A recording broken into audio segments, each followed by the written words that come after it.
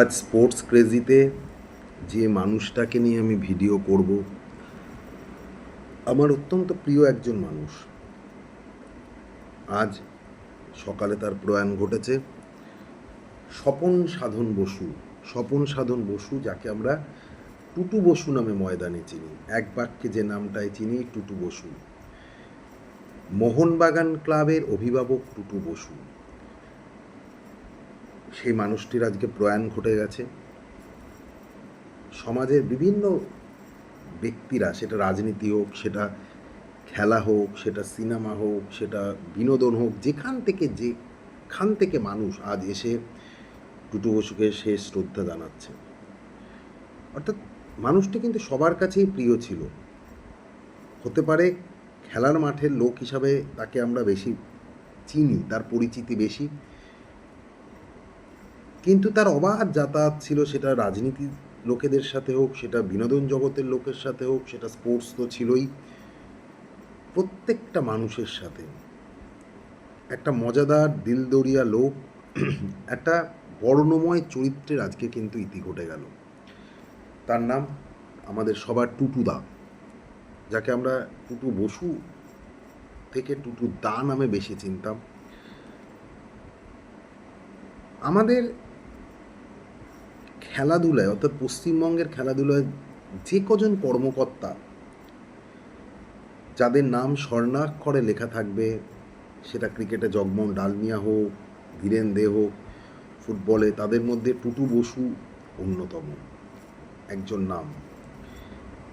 এবং যখন ছোটোবেলা থেকে আস্তে আস্তে খেলা দেখছি, টিভিতে মাঠে খেলা দেখতে গেছি মোহনবাগানের, তখন যে নামটা সবচেয়ে বেশি শুনতাম সেটা হচ্ছে টুটু বসু। মোহনবাগান ক্লাবের একজন অভিভাবক, একজন অভিভাবক যেভাবে তার পরিবারকে রক্ষা করে, সেটা যে কোনো বিপদ আপদে হোক, টুটু বসু কিন্তু সেইভাবে মোহনবাগান ক্লাবকে রক্ষা করে গেছে। একটা জুটি, টুটু বসু অঞ্জন মিত্র, একটা জুটি, যারা জুটি হিসাবে মোহনবাগান ক্লাবকে তুলে এনেছে একটা অন্য মাত্রায়। আজকে এই যে মোহনবাগান, এই যে মোহনবাগানের এত নাম, এত গ্ল্যামার, এত এত কিছু, তার পেছনে যদি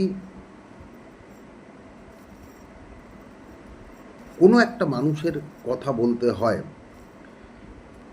তাদের মধ্যে একজন টুটু বসু, তাদের মধ্যে একজন অঞ্জন মিত্র। বারবার টুটু বসুর তার বিভিন্ন সাক্ষাৎকারে অঞ্জন মিত্রর সাথে তার বন্ধুত্বের কথা বলেছে, যে ক্লাস 6 থেকে তাদের যে বন্ধুত্ব শুরু হলো। আজ একটা ভিডিও কিন্তু সোশ্যাল মিডিয়ায় খুব ভাইরাল। সেটা হচ্ছে গত বছর 2025 সাল, টুটু বসুকে মোহনবাগানের রত্ন এই পুরস্কারটি দেওয়া হয়েছিল মোহনবাগান দিবসের দিন, 29শে জুলাই।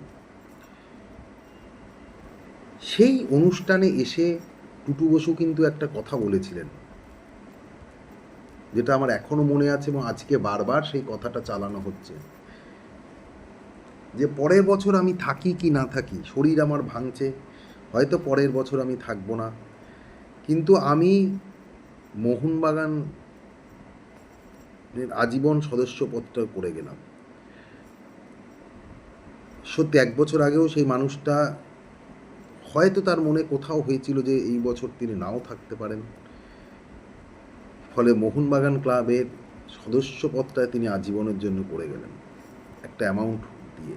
এই হচ্ছে টুটু বসু। যখনই মোহনবাগান ক্লাব কোনো সমস্যায় পড়েছে, আজকে নয় গোয়েঙ্কা স্পন্সর করছে, বাইরে থেকে খেলোয়াড় আসছে, টাকার অভাব নেই, কিন্তু একটা সময় যখনই মোহনবাগান আর্থিক সমস্যায় পড়েছে, তখনই যে লোকটা সবার আগে এগিয়ে আসতেন, তার নাম টুটু বসু। আমরা দেখেছি বিভিন্ন চ্যাম্পিয়নশিপের ম্যাচ চলছে, মোহনবাগান চ্যাম্পিয়নশিপে ফাইট করছে, কিন্তু খেলোয়াড়দের হয়তো পেমেন্ট বাকি, যে লোকটা সেটা দিতেন তার নাম টুটু বসু।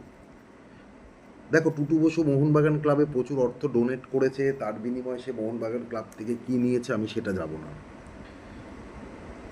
এইটা বলবো যে ওই চাওয়া পাওয়ার হিসাবটাকে দূরে সরিয়ে রেখে যখনই মোহনবাগান ক্লাবের কোনো সমস্যা হয়েছে, বিশেষ করে অর্থনৈতিক সমস্যা হয়েছে, খেলোয়াড়রা পেমেন্ট পায়নি, তখনই যে লোকটার নাম আমরা শুনেছি টুটু বসু। যখনই তার মনে হচ্ছে যে আজকে এই প্লেয়ারটাকে আমরা দরকার, সেটা সে 90 সালের চিমাওকেরি, পরবর্তীকালে কৃষাণু বিকাশ, তারপরে ওকালে ওডাফা, যার নাম বলো, অর্থাৎ সবসময় তিনি এটা ভেবে এসছেন যে ভারতবর্ষের সেরা খেলোয়াড়টা যে ক্লাবে খেলবে তার নাম মোহনবাগান। 2011 সালে ওকালি ওডাফাকে সেই সময় হায়েস্ট পেইড ইন্ডিয়াতে ফুটবলার হিসাবে কোনো ফুটবলার হায়েস্ট পেইড সই করিয়েছিলেন যিনি, টুটু বসু। মোহনবাগান ক্লাবে একটা সময় বিদেশিদের অ্যালাউ ছিল না, বিদেশি ফুটবলারদের। প্রথম যে বিদেশি ফুটবলারকে মোহনবাগান ক্লাবে নিয়ে আসা হলো তার নাম চিমাওকেরি, যিনি আনলেন তার নাম টুটু বসু। মানে ধীরেন্দ্রের সাথে রীতিমতো টাসেল করে, ধীরেন্দ্র কখনোই চাইতেন না যে বিদেশি ফুটবলাররা মোহনবাগানে খেলুক, কিন্তু টুটু বসু ধীরেন্দ্রের মতো ব্যক্তিত্বের সাথে লড়াই করে চিমাওকেরিকে মোহনবাগানে নিয়ে এসছেন। এবং এরপর টুটু অঞ্জনের সেই যুগলবন্দি মোহনবাগানের বহু বহু সাফল্যের সাক্ষী। সুতরাং একটা অভিভাবক ছিলেন, যখনই ক্লাবের দরকার হয়েছে যে নামটাকে মনে করা হয়েছে টুটু বসু, এবং তিনিও কিন্তু তার অকৃত্রিম ভালোবাসা নিয়ে তার সমস্ত কিছু নিয়ে উজাড় করে দিয়েছে। একটা একটা একটা একটা কালারফুল ক্যারেক্টার ছিল টুটু বসু। যেখানে থাকবে সেখানে কিন্তু পরিবেশ কখনো গরম থাকবে না, কখনো গুমোট থাকবে না। টুটু বসু থাকা মানে পরিবেশ হবে ফুরফুরে একদম। তার কথাবার্তা বলা, তার কথাবার্তা বলার ধরন, তার কথাবার্তা বলার টোন, মানে তার অতি বড় শত্রুও না হেসে পারবে না। ইস্টবেঙ্গল ক্লাবকে নিয়ে উনি বিভিন্ন সময় বিভিন্ন কথা বলেছেন, কিন্তু এত সুন্দরভাবে বলেছেন তার মধ্যে কিন্তু একটা হাস্যরস থেকে গেছে। তো এই নামটা মোহনবাগান ক্লাব, টুটু বসু, আজকের জেনারেশন হয়তো সেটা নাও জানতে পারে, কারণ তারা সেই রকমভাবে টুটু বসুর কন্ট্রিবিউশন মোহনবাগানের ক্লাবের প্রতি হয়তো দেখেনি, কিন্তু আমি দেখেছি। মোহনবাগান এই যে লক্ষ লক্ষ সমর্থক, তাদের মুখে হাসি ফোটাতো যে নাম টুটু বসু, আজকে সেই মানুষটার প্রয়াণ ঘটে গেল। সমাজের বিভিন্ন স্তরের মানুষ এসছে, মানে একটা মানুষের প্রতি কতটা ভালোবাসা থাকলে সবাই এসছে আজ, এসে তাকে শেষবারের জন্য শ্রদ্ধা জানাচ্ছে। এবং যেটা আমি শুনছিলাম, সৃঞ্জয় বলছিল যে গেছেও রাজার মতো, খুব বেশি অসুস্থতা ছিল না, একটা কার্ডিয়াক অ্যারেস্ট হয়েছে, তারপরেই কিন্তু মারা গেছেন। সুতরাং সারা জীবন টুটু বসু নামটা যতদিন মোহনবাগান ক্লাব থাকবে, যতদিন ভারতীয় ফুটবল থাকবে, এই নামটা কিন্তু সারা জীবন আমরা মনে রাখব। টুটু বসু, অঞ্জন মিত্র যুগলবন্দি। হয়তো তারা এখন স্বর্গে গিয়েও একটা ফুটবল টিম তৈরি করবেন, কারণ তারা যা ফুটবল অন্তঃপ্রাণ, যা ফুটবলের ভালোবাসা, হয়তো স্বর্গে গিয়েও দুজনে মিলে একটা ফুটবল টিম তৈরি করে দেবেন। তো টুটু বসু, টুটুদা যেখানেই থেকেও ভালো থেকো। হয়তো এই জন্ম, পরের জন্ম হয়তো আমরা অনেকেই মানি না, কিন্তু বারে বারে চাই তুমি মোহনবাগান ক্লাবেই ফেরত আসো। স্পোর্টস ক্রেজের এই এপিসোড এই পর্যন্ত। নমস্কার।